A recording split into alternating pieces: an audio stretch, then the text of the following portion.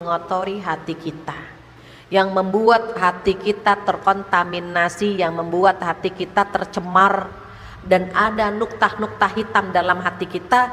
Ada 3 hal. Nanti kita perhatikan kira-kira di antara 3 ini penyebab yang mengotori hati kita yang mana. Jiwa dan hati kita perlu kita jaga, kita perlu bersihkan. Tapi ternyata kita terkadang tidak mampu menjaga hati kita. Lantaran tadi ada setan yang yushawish, mengganggu, alladzi yuwaswisu fi sudurin nas. Setan itu ngusik-ngusik yang membuat hati kita terkadang terganggu. Maka apa yang menyebabkan hati kita terkontaminasi? Ada 3. Yang pertama, karena kita makhluk ijtima'iyun. Apa makhluk ijtima'iyun? Makhluk ijtima'i artinya makhluk sosial.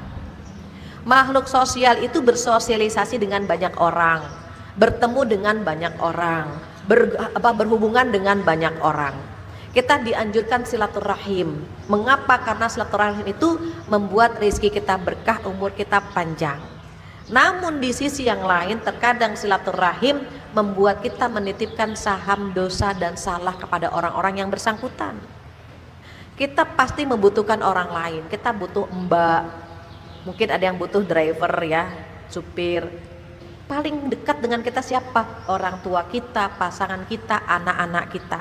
Semakin sering kita berhubungan dengan mereka, sesungguhnya semakin banyak saham dosa yang kita titipkan kepada mereka. Kalau kita sungkan, kalau kita malu, kalau kita gengsi meminta maaf kepada mereka, maka kita akan menitipkan saham dosa kepada orang-orang yang kita cinta. Kita makhluk sosial. Kita nggak bisa hidup sendiri. Kita butuh orang lain dalam kehidupan kita. Seandainya Tarsan itu ada, Tarsan ibu tahu? Yang di hutan, yang gelantungan sama Jane, Awo gitu ya. Dia kan nggak hidup sama manusia, dia hidupnya sama hewan. Seandainya Tarsan itu ada, maka mungkin Tarsan nggak punya dosa sama kita, tetapi dosanya sama hewan. Karena kita berhubungan dengan banyak orang, karena kita berhubungan dengan makhluk di sekitar kita atau manusia di sekitar kita, maka itu yang membuat kita punya saham dosa. Bayangkan wanita dalam waktu 1 hari dia mengeluarkan 20.000 kosakata. Laki-laki saja yang hanya mengeluarkan 7.000 kosakata punya salah, apalagi kita yang mengeluarkan 20.000 kosakata per hari. Semuanya kita ucapkan. Capek kita bilang, "Mah, bisa tolong bikinin kopi, Mah?" "Ya Allah, Mas, aku tuh capek." Nah, bilang kan Bu. Nanti anak-anak cucu datang berantakin rumah, "Ya Allah Nak, Mama capek Nak." Kita komentar. Nyaris ketika kita ngeluh, nyaris keikhlasan kita terganggu. Belum lagi ketemu teman di komplek, "Ya Allah, Mbak belum datang, capek." "Ya iya, aku juga capek." Kumpullah kita dengan orang-orang capek semua. Kalau bisa satu komplek tahu kalau kita capek, anak udah tahu, suami sudah tahu, nanti ke kantor, di kantor pun kita akan menyampaikan pesan bahwa kita capek. Cuma kalimat capek saja, berapa orang yang sudah mendengarkan curhatan kita. Belum yang lainnya, berbeda dengan bapak-bapak.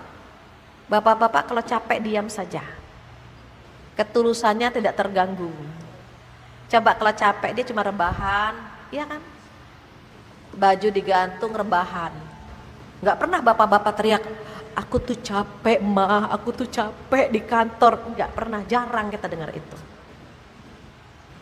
Ketulusannya, keikhlasannya tidak terganggu, tidak tercemar. Maka terkadang lisan kita yang tidak mampu menjaga hati kita dari dosa. Kalau ibu-ibu di luar sana bukan yang di sini, itu semua orang lewat dikomentari. Ke mall dikomentari juga, ngeliat suaminya ganteng, istrinya jelek dikomentari. "Ya Allah, padahal suaminya ganteng ya," gitu. Istrinya astagfirullah, mana komentar. Kita ngedumel sendiri, ngomentarin sendiri. Teman kita sebelah kanan nanya, "Apa sih Bu ketawa-tawa?" Itu akhirnya ketawa berjamaah. Coba perhatikan bapak-bapak, ketika dia tertawa sendiri di mall melihat sesuatu yang lucu, kita nanya, "Kenapa, ada apa?" Enggak. Dia enggak akan pernah berikan dosanya itu kepada istrinya. Tapi kita ngajak orang lain berbuat dosa. Nanti nonton TV, bikin dosa aja, nonton TV aja. Nonton TV pun sama. Ya Allah ternyata suaminya udah tua, tapi emang sih tajir banget. Komentar lagi lisan kita. Kita terkadang bikin salah ngerumpi sama orang yang kita kenal. Dan ironisnya kita pun ngerumpiin orang yang tidak kita kenal. Di mall kenal semuanya Bu sama orang di mall? Enggak. Tapi kita ngomentari mereka. Di TV kita kenal sama orang yang di TV? Enggak. Tapi kita mengomentari mereka. Maka karena kita makhluk sosial, hal yang pertama yang menyebabkan kita terkontaminasi hati kita adalah karena kita makhluk sosial. Terus bagaimana agar kita tidak menitipkan saham dosa sama mereka? Setiap ada pertemuan, entah itu pengajian, entah itu arisan atau reunian, tutup pertemuan itu dengan doa kafaratul majlis. Dengan doa subhanakallahumma wa bihamdika asyhadu an la ilaha illa anta astaghfiruka wa atubu ilaik. Arisan sama, kita jadi hostnya. Baik ibu-ibu, arisannya kita tutup ya dengan istighfar. Karena misalnya dengan doa penutup majlis mereka nggak hafal, kita yang hafal sendiri, nggak apa-apa, kita yang nuntun. Makanya kalau ada arisan, ada komunitas, ada reunian, kita yang megang mic-nya, kita yang jadi MC-nya, agar kita bisa memandu pertemuan itu dan bisa menutup dengan doa kafaratul majlis. Kalau mereka nggak tersosialisasi, bagaimana? Dengan istighfar saja. Agar ketika kita bertemu berkumpul dengan mereka, kita tutup dengan istighfar. Lisan-lisan kita yang tak terjaga kita bisa tutup. Di rumah pun sama, dengan anak, dengan suami, jangan sungkan dan jangan gengsi meminta maaf. Sama mbak kita, sama driver, sama siapapun adik kakak kita sama. Bang maafin ya bang ya kalau tadi servisnya kurang bagus, lebaran kita open house, silaturahim. Mungkin kita karena panik banyak tamu, kita tidak ngurusin mereka satu persatu, kita minta maaf. Maaf ya Neng ya, tadi kalau kurang keurus ya mohon redonya. Kenapa? Ketika mereka meredoi apa yang kita lakukan, kita nggak punya beban. Maka minta maaf. Habis berkunjung ke rumah saudara-saudara kita, Ibu atau Bude, Pade mohon maaf lahir batin ya. Nggak usah sungkan-sungkan. Sama anak juga begitu. Nah maafin mama ya. Kita salah paham.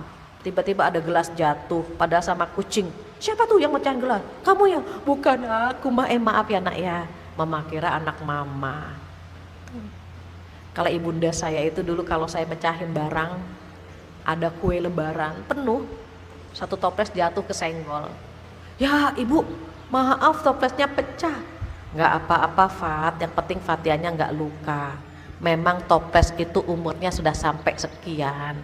Umurnya toples mungkin memang sudah saatnya pecah. Enak kan Bu? Sekarang ibu-ibu sekarang, oh ternyata yang bikin gelas habis tuh kamu. Kata anaknya baru mecahin satu. Memang udah umurnya gitu. Yang penting memang dia jarang mecahin gelas. Kecuali kalau tiap hari, nah, baru kita tegur. 3 kali sudah kita tegur gitu. Nah ini terkait dengan hati yang terkontaminasi karena kita banyak bertemu dengan orang lain. Saya ngeliat ibu-ibu wajahnya masih seger-seger, aura Ramadannya masih ada sisanya ya. Nggak tahu bulan depan apakah mulai redup atau masih kinclong. Itu ada Bu, inner beauty, dampak dari puasa, itu aura kita bagus.